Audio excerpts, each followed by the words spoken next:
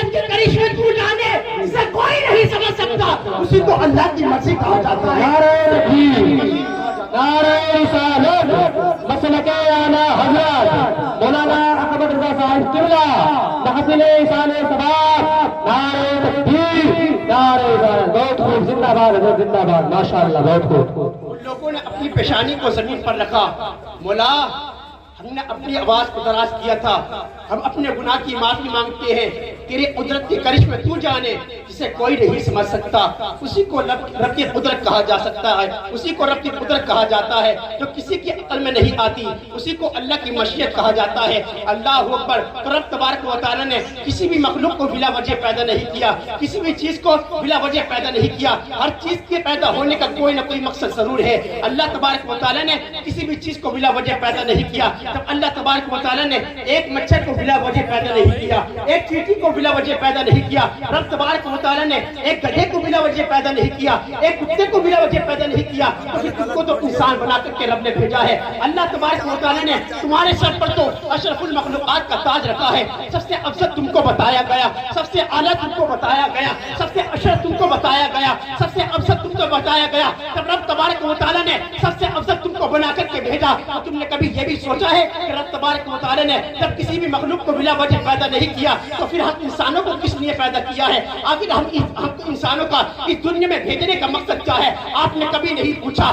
آپ کو جب وقت ملا کرتا ہے تو دوسروں کی غیبت کیا کرتے ہیں، آپ کو جب وقت ملا کرتا ہے تو دوسروں کی چغلی کیا کرتے ہیں، آپ کو جب وقت ملا کرتا ہے تو دوسروں کو برباد کرنے کے راستے آپ سوچا کرتے ہیں۔ یاد رکھنا مسلمانوں، اس دنیا میں اگر آپ آئے ہو تو رب کو راضی کرنے کے لیے آئے ہو، اس دنیا میں اگر آپ آئے ہو تو رسول اللہ کے اقتدار کو، رسول اللہ کا عشق اپنے دل میں لے کر کے جانے کے لیے آج اس دنیا میں آئے ہو۔ آپ علماء سے جا کر کے پوچھیں، اگر آپ علماء سے پوچھیں گے کہ حضرت آپ کو بتاؤ کہ رب تبارک و تعالیٰ نے جب کسی بھی چیز کو بلا وجہ پیدا نہیں کیا تو ہم انسان کو کس لیے پیدا کیا، تو یہ علماء آپ کو بتائیں گے۔ رب تبارک و تعالیٰ کلام مقدس میں ارشاد فرماتا ہے وما خلقت الجن والانس الا ليعبدون۔ اور لوگوں سنو، ہم نے جن و انسان کو صرف اور صرف اپنی عبادت کے لیے۔ سبحان اللہ، سبحان اللہ، نعرہ تکبیر، نعرہ رسالت، مسلک اعلیٰ حضرت مولانا احمد رضا صاحب قبلہ، نعرہ تکبیر، نعرہ رسالت، بہت خوب، زندہ باد حضرت، زندہ باد، ماشاءاللہ، بہت خوب۔ ہم اس دنیا میں کیوں آئے؟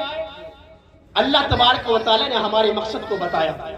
سنو، وما خلقت الجن والانس الا لیعبدون، میں نے جنوں اور انسان کو، جناتوں اور انسانوں کو صرف اپنی عبادت کے لیے پیدا کیا۔ ہم آج اس دنیا میں تو رب کو راضی کرنے کے لیے، حضور علیہ السلام کو عشق کو اپنے دل میں لے کے جانے کے لیے حضرات، اس دنیا میں ہم آئے۔ حضرات کی بھی یہاں روڈ پر گاڑی کھڑی ہے، وہ اپنی اپنی گاڑی سائڈ سے کر لیں، کوئی تجاری نکلنے سے رہ رہی ہے تو آپ عبادت کرنے کے لیے آئے، لیکن آج ہم رب تبارک و تعالیٰ کی عبادت نہیں کر رہے، اس کو راضی کرنے کے طریقے نہیں ڈھونڈ رہے۔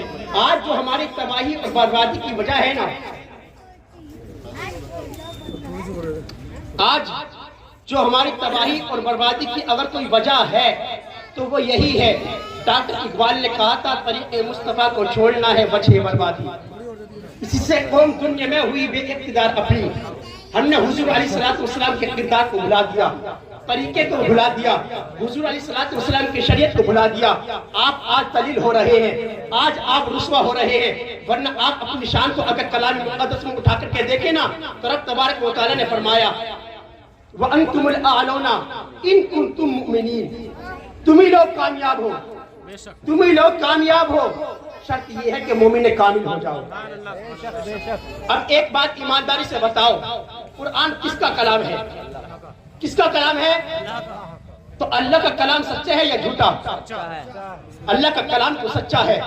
اس کے پہلے پارے میں پہلے وقت پر یہ لائن لکھ دی گئی، یہ آئیڈیا لگا دیا گیا، ذالک الکتاب لا ریب فیہ، یہ وہ کتاب ہے جس میں شک و شبہ کی کوئی گنجائش نہیں۔ قرآن اللہ کا کلام ہے اور اللہ کے کلام کی تو شان یہ ہے وَمَنْ أَصْدَقُ مِنَ اللَّهِ قِيلًا وَمَنْ أَصْدَقُ مِنَ اللَّهِ حَدِيثًا، اللہ کی بات سے سچی کسی کی بات نہیں، اللہ کے کلام سے سچا کسی کا کلام نہیں۔ لیکن اب سوال یہ ہے جب اللہ تبارک و تعالی نے فرمایا وَأَنْتُمُ الْأَعْلَوْنَ إِن كُنتُم مُؤْمِنِينَ تم ہی لوگ کامیاب ہو، شرط یہ ہے کہ مومن کامل ہو جاؤ۔ الحمدللہ ہم مسلمان ہیں، الحمدللہ ہم مومن ہیں۔ اگر ہم مومن ہیں تو آج ہم ذلیل ہو کیوں رہے ہیں، آج ہم رسوا ہو کیوں رہے ہیں؟ اگر اللہ کا کلام سچا ہے تو آج ہماری عزت سے کیوں کھیلا جا رہا ہے؟ اللہ کا کلام سچا ہے تو اللہ کے کلام کے سچے ہونے میں اس میں کوئی شک نہیں۔ جب اللہ کا کلام سچا ہے تو مسلمانوں کی مسجدوں کو چھینا کیوں جا رہا ہے؟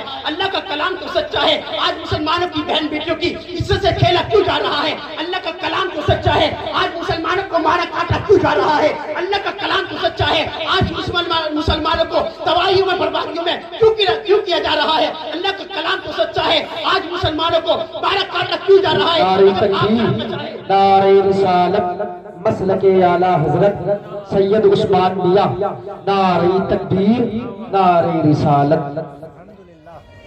ماشاءاللہ سید صاحب کی آمد ہو چکی ہے، میں اپنی بات کو ختم کرتا ہوں، بس میں اپنی بات کو پورا کرنے کو ختم کرتا ہوں۔